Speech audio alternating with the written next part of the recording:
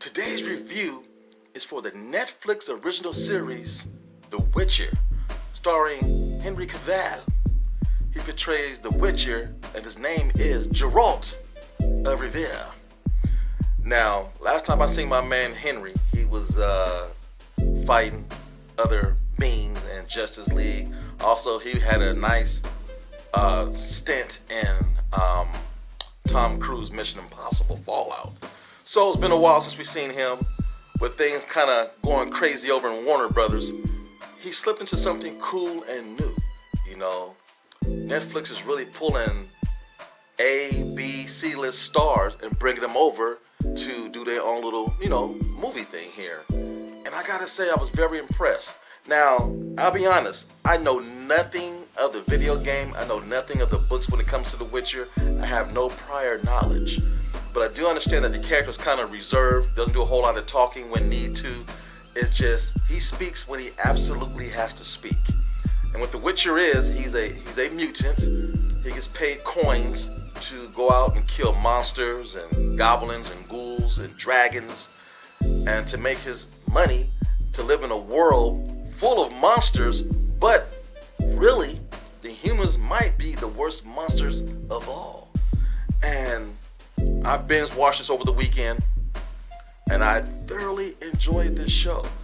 And I've seen some other reviews. Some people complain a little bit about this and that. The costumes are not accurate. And when I realize, and what you need to realize, movies are not made for gamers. And movies are not made for people who read the novels and the books.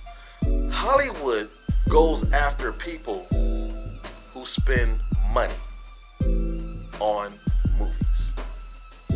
And that's why a lot of comic book movies didn't do well for a long time until recently. And for a long time, Stephen King novels either are good or they're, not as good. And also, gamer movies, video game movies do not translate over well to the big screen. It's for a reason. And people on the internet, especially YouTube, are up in rage about this is not accurate, and it will never be for that type of crowd. Me, I don't care what the knights of armor look like.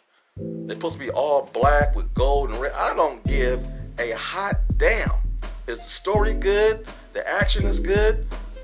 I'm down. I don't care about those little intricacies that you guys worry about, and it totally pulls you out the film, and all you do is complain instead of see what it really is.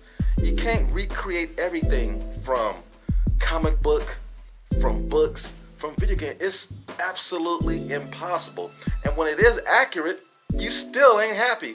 That's why Hollywood don't focus on that crowd. They go for the mainstream crowd who spends money that likes to go to the cinema. And this movie is right up my alley. I'll be the first to tell you, I never watched not one episode of Game of Thrones. I'm the kind of guy, when everybody's into one thing, I'm totally opposite. That's where I've always been my whole life. And I heard about it, I seen reviews, I still have no interest in watching Game of Thrones. And this is being compared to that, but from my understanding, Game of Thrones didn't have magic or anything. A lot of drama. Of course, they had dragons, medieval times. But to me, just by reference and watching this show, it's a little bit closer to Harry Potter and maybe also Lord of the Rings, because you got creatures, you got magic, you got witches, you got supernatural. And I love stuff like that. So much mythology within the story itself, right? And man, Yennefer, the Hunchback of Notre Dame turned into a witch. That character's arc is amazing. I absolutely fell in love with that character. And this is the whole mythology of everything in the series. And it has people of color sprinkled throughout the whole series.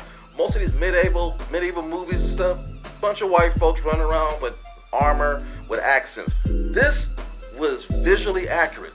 You have people of all nationalities living in these different cultures and pockets of the world, mainly in Poland, and it was eye candy for everybody. It's rated MA, a lot of nudity, a lot of gratuitous killing and violence, and I loved it. All the witches in this show are absolutely drop dead gorgeous. You know, I like the fantasy element of it. I mean, a lot of good looking people. Even the villains weren't ugly. The creatures, on the other hand, were ugly as hell. Big spider creatures with human heads. You got different colored green and red dragons, and man, I absolutely love this. And I like the fact that humans are the ones that are reckless in this show and are the true villains. They have dwarves, they have elves, they have mutants. That's why I compare this to Lord of the Rings, because it has all those different type of characters and backgrounds of nationalities in the show. And you know what? It caught my attention from the very first episode. Now, the first couple episodes might be slow to some people. To me, I was drawn in, so I don't mind the slow pace. The narrative is told in a way where it jumps around different timelines, and that drives some people nuts. For me, I like things that are not always normal. I don't like to be spoon-fed. I don't mind playing catch-up. I don't mind a narrative that's all over the place as long as it makes sense in the end. And the end, episode 8, is a wonderful payoff.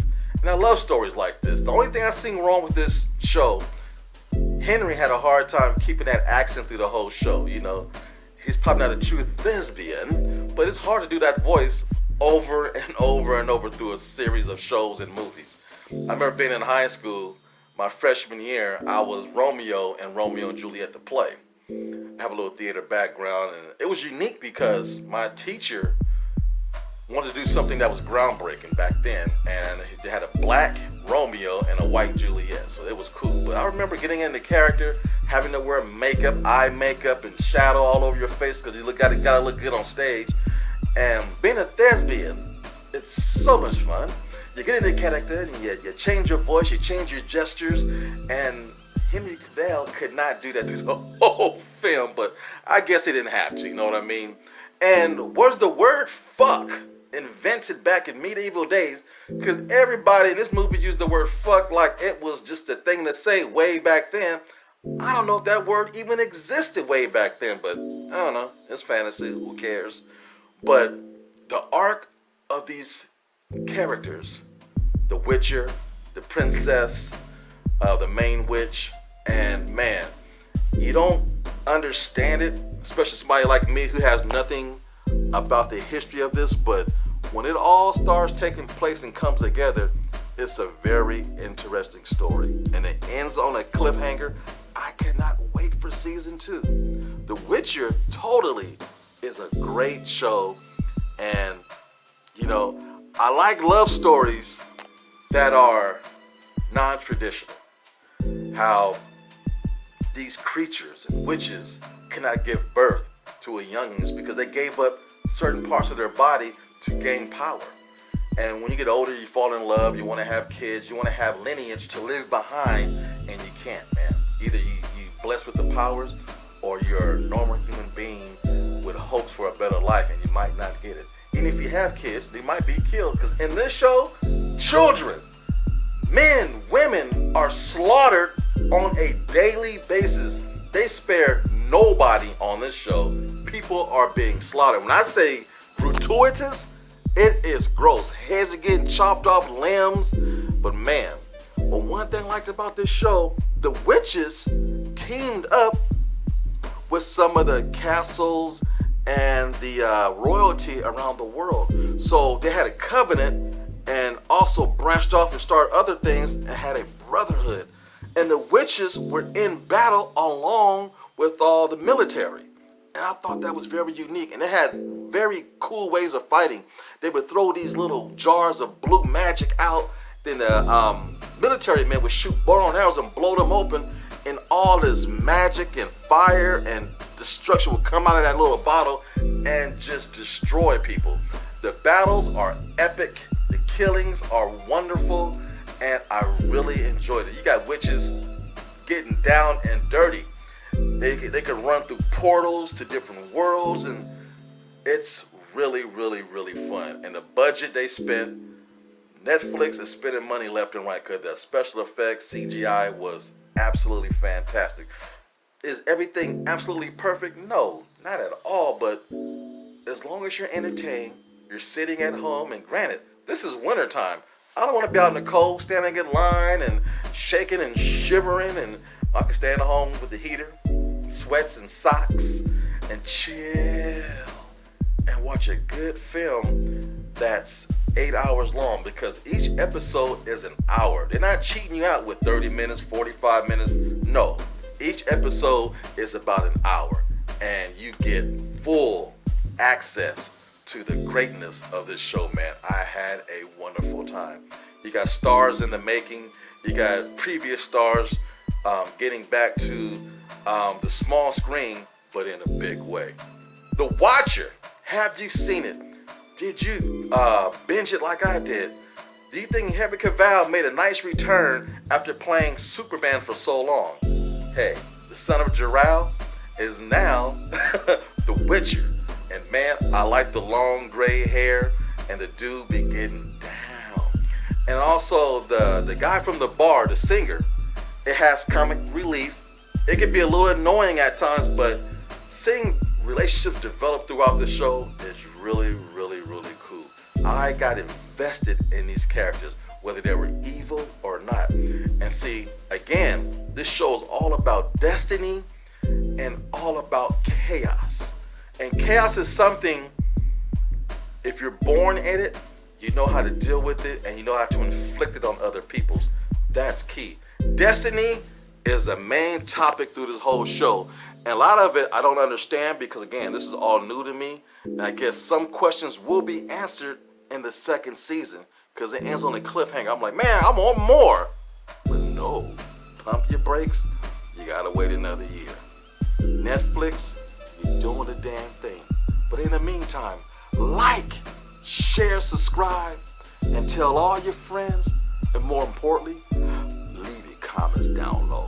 And as always, yo, it's just my point of view. Hello. Now, I hope you really enjoyed this video. Without you, there's no me. And do us a favor, stop by the website at www.blacktastic.net and pick up some merchandise. Get yourself a hat or pick up a t-shirt. It's things like that that help keep the channel going. And also, feel free to leave a donation on the home page at www.blacktastic.net. Thank you all so much. Again, you make this so much fun. Without you, there's no me. Until next time, see you later.